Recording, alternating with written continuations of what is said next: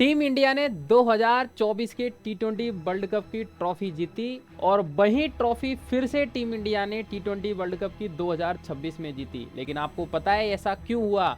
ऐसा मेरे दोस्तों इसलिए हुआ क्योंकि टीम इंडिया ने चाहे बैटिंग है, चाहे बॉलिंग है, चाहे फील्डिंग है, सारे फॉर्मेट में अपना बेस्ट दिया। तो यही होता है एक सिलेक्शन का तरीका।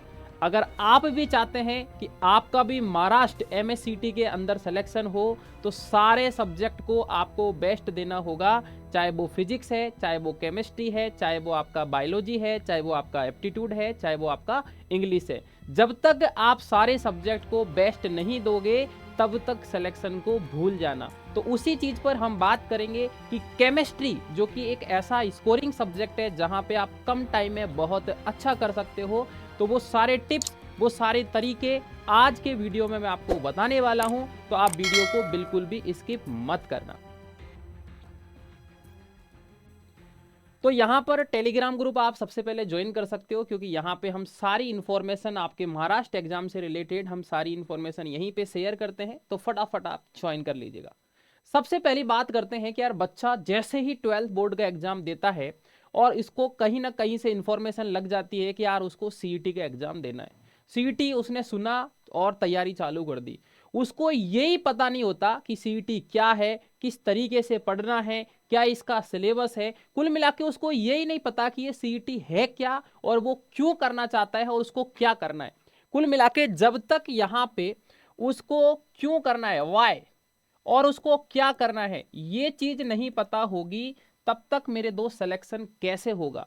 तो सबसे इंपॉर्टेंट है कि उसके दिमाग में ये चीज क्लियर होना चाहिए कि यार ये सीईटी क्या है, इसमें कौन कौन से सब्जेक्ट आपसे पूछ जाते हैं, कौन सा सब्जेक्ट कितने नंबर का पूछा जाता है, पेपर का लेवल क्या होता है, कट ऑफ कितनी जाती है, कितने नंबर उसको सिलेक्शन के लिए चाहिए। ये सारी चीजें जब तक उसको पता नहीं होगी तब तक वो यहाँ पर सिलेक्शन नहीं ले सकता और एक टॉप कॉलेज में उसको एक सीट नहीं मिल सकती। तो ये सारी चीजें यहाँ पर क्लियर होना चाहिए कि भाई उसको क्यों करना है, क्योंकि उसको यहाँ पर जनरली सीधी और सिंपल बात है, या तो वो नर्सिंग फील्ड में जाके नर्स वगैरह बन सकते हैं, और या फिर वहां पर ये डॉक्टर भी बन सकते हैं, या फिर ये पैरामेडिकल वाले फील्ड में भी बहुत अच्छा कर सकते हैं और एक गवर्नमेंट जॉब बहुत शानदार रैंक के साथ में पा सकते हैं, ताकि वो आपके खुद के अपने और अपने पेरेंट्स के सपने को साकार कर सकते हैं। तो जब तक ये चीज आपके दिमाग में क्लियर नहीं होगा मेरे दोस्तों, तब तक कोई फायदा नहीं है। और सबसे बड़ी मिस्टेक बच्चों के द्वारा यही होती है कि वो चीजों को एनालिसिस नहीं करते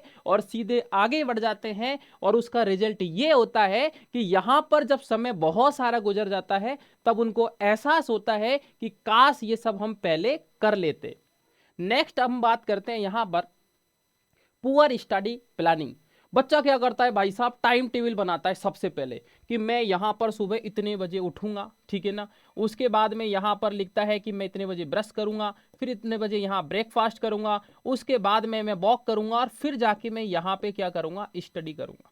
अब आप मुझे बताओ, आपने टाइम टेबल बना लिया और इतनी सारी चीजों के बाद में जाके आपका पढ़ाई का नंबर आया, तो इंपॉर्टेंट पढ़ाई है या फिर ये डेली का जो आपका प्लानिंग है, ये मेरे दोस्त पढ़ाई है। मैं ये नहीं बोल रहा कि ये सब नहीं करना, ये सब करना है, बट एटलीस्ट पढ़ाई को आपको प्रायोरिटी देना होगा। और मैं क्या बताना चाह रहा हूं, ध्यान से सुनना।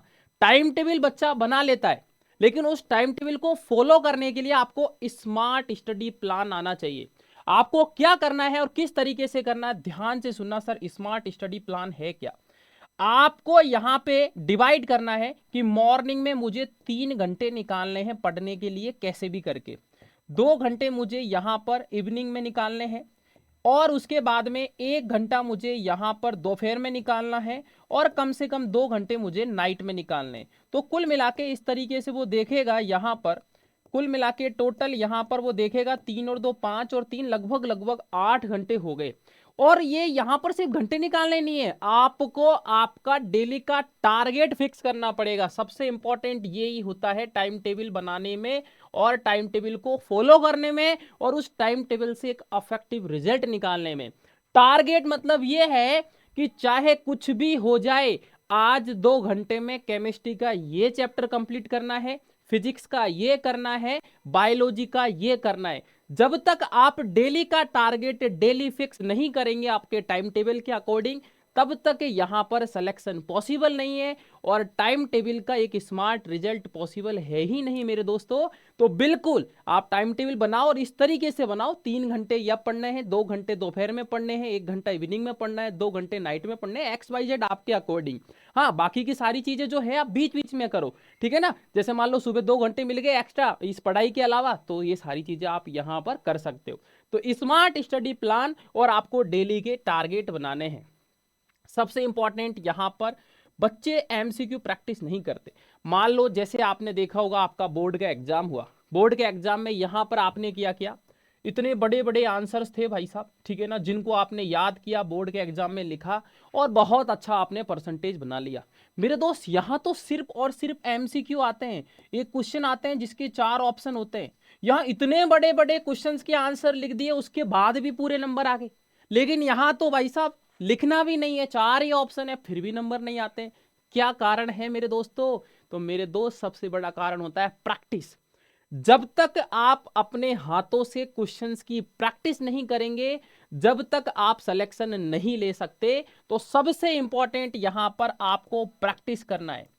और प्रैक्टिस यहां पर यूं नहीं कि 7 दिन में एक बार कर रहे हो, आपको डेली प्रैक्टिस करना है। जो भी टॉपिक जिस भी सब्जेक्ट में आपने पढ़ा है, आपको डेली का डेली प्रैक्टिस करना है। जब तक आप डेली का डेली प्रैक्टिस नहीं करेंगे, कम से कम आपको 20 क्वेश्चन पर सब्जेक्ट करने ही करने हैं। और वो करने हैं जिस कॉन्सेप्ट को आपने आज पढ़ा है, आज सीखा है, उसके ऊपर 20। जब तक आप ऑब्जेक्टिव क्वेश्चंस प्रैक्टिस नहीं करेंगे, तब तक यहां पर आपका सब्जेक्ट किसी भी कंडीशन में बेस्ट नहीं हो सकता। क्योंकि तुम सोचो यार, इतने सारे बच्चे यहां पर एग्जाम देते हैं, सिलेक्शन कितनों का होता है? सिर्फ और सिर्फ 2 से 3 या 4-5% बच्चों का। लगभग मान लो यहां पर मैं बात करूं महाराष्ट्र की, तो यहां पे 99 से ऊपर जिसका परसेंटाइल आ रहा है ना, उसी को गवर्नमेंट कॉलेज मिल रहा है। बाकी के परसेंटाइल पे गवर्नमेंट कॉलेज मिल ही नहीं रहा। ऐसा क्यों है? क्योंकि कंपटीशन बहुत ज्यादा है, हजारों में बच्चे फॉर्म भर रहे हैं, सीटें बहुत लिमिटेड है। तो क्या वो सब पढ़ाई नहीं कर रहे हैं क्या? भाई पढ़ाई तो कर रहे हैं, एटलीस्ट यार कम से कम 20 से 30% बच्चे तो पढ़ाई कर ही रहे। लेकिन सीट तो 5% को ही मिल रही है। ऐसा क्या कारण है? क्योंकि वहां पर वो पढ़ाई तो कर रहे हैं, बट वो अफेक्टिव पढ़ाई नहीं कर पा रहे हैं, प्रैक्टिस नहीं कर रहे हैं, स्मार्ट स्टडी प्लान उनके पास में नहीं है। कहीं ना कहीं इसी वजह से यहां पर वो पीछे हो जाते हैं मेरे दोस्तों। तो ये सबसे इंपॉर्टेंट पॉइंट आपको ध्यान रखना है।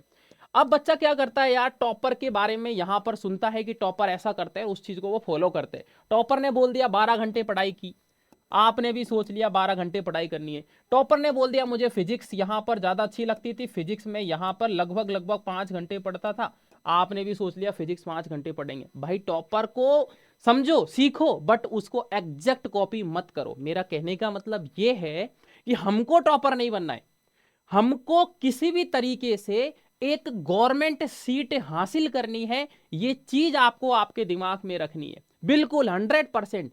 चाहे कुछ भी करे, कैसे भी करके, बस एक सीट हमारी है, एक सीट के लिए आपको लड़ाई लड़ना है।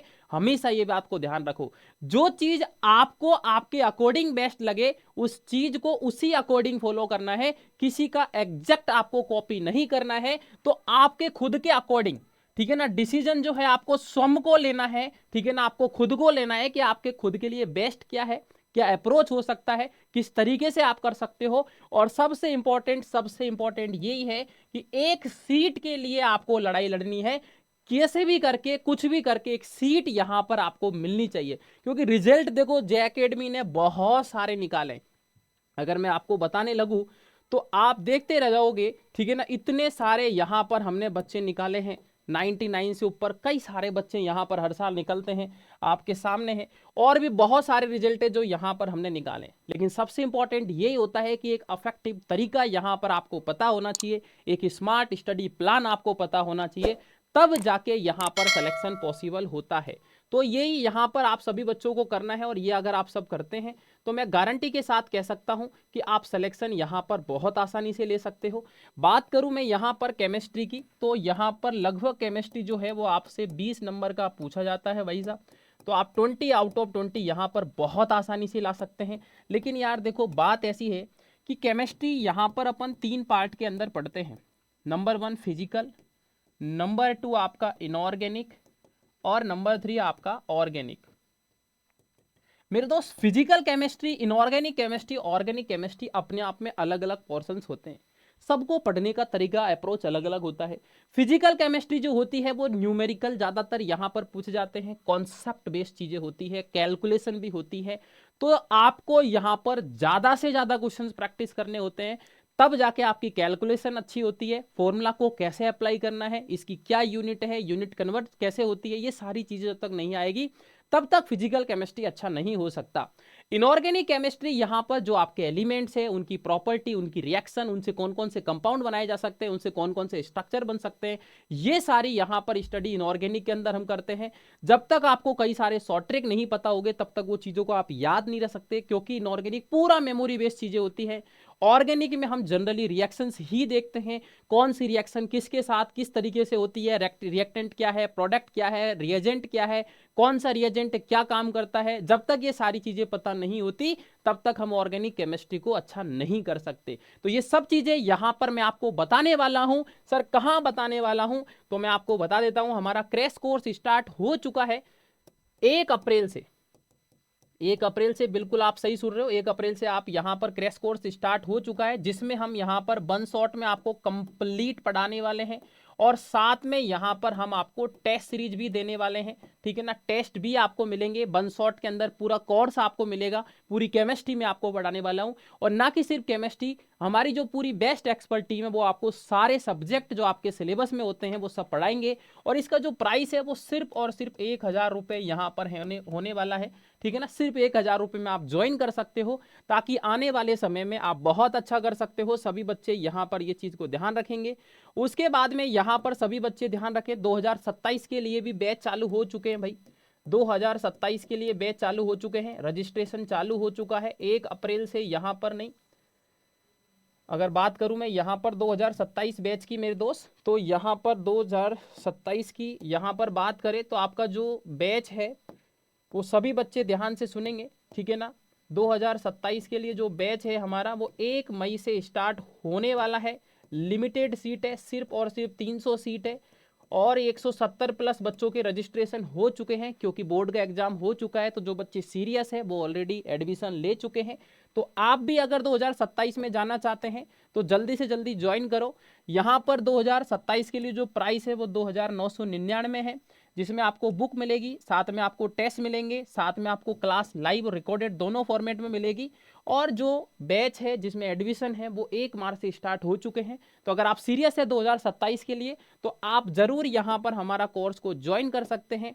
यहाँ पर हमारी आपको सारी बुकलेट फ्री ऑफ कॉस्ट मिलेगी। जो आपका बैच है उसी के साथ में सारे सब्जेक्ट जो आपसे पूछे जाते हैं सबकी पर्टिकुलर आपको बुक मिलेगी। तो ये सबसे इंपॉर्टेंट पॉइंट होने वाला है। यहाँ पर एक बेस्ट एक्सपर्ट टीम, जहाँ पे विजय सर, जय सर और आपके गिरीश सर और मैं आपको यहाँ पर पढ़ाने वाला हूँ। काफ़ी बेस्ट एक्सपर्ट टीम के साथ में आप जब चीज़ें सीखोगे देन डेफिनेटली यहाँ पर बहुत अच्छा कर सकते हो। टेस्ट यहाँ पर आपको 250 के आसपास सारे सब्जेक्ट वाइज आपको टेस्ट मिलने वाले हैं, ठीक है ना, जो आप देख सकते हो। और देखो, सिलेक्शन लेना है मेरे दोस्त तो एक ही फंडा आप याद रखना। अगर आप सिलेक्शन लेना चाहते हैं तो अगर आप यहाँ पर 6 घंटे क्लास में दे रहे हो तो कम से कम साथ में आपको 2 टेस्ट करने ही करने हैं। जब तक टेस्ट प्रैक्टिस नहीं करोगे तब तक सिलेक्शन को भूल जाना। तो इसी तरीके की अपडेट, इसी तरीके की इंफॉर्मेशन मैं लगातार आपके लिए लाता रहूंगा। तो फटाफट अगर आप नए हैं तो हमारे चैनल को जरूर सब्सक्राइब कर ले, टेलीग्राम ग्रुप जरूर ज्वाइन कर ले, ताकि ऐसी इंफॉर्मेशन आप तक पहुंचती रहेगी। मिलते हैं हम नेक्स्ट वीडियो में। वीडियो आपको कैसा लगा कमेंट सेक्शन में जरूर बताएं। और आप 2026 में एग्जाम देने वाले हैं या 2027 में देने वाले हैं, ये भी आप कमेंट सेक्शन में जरूर बताएं।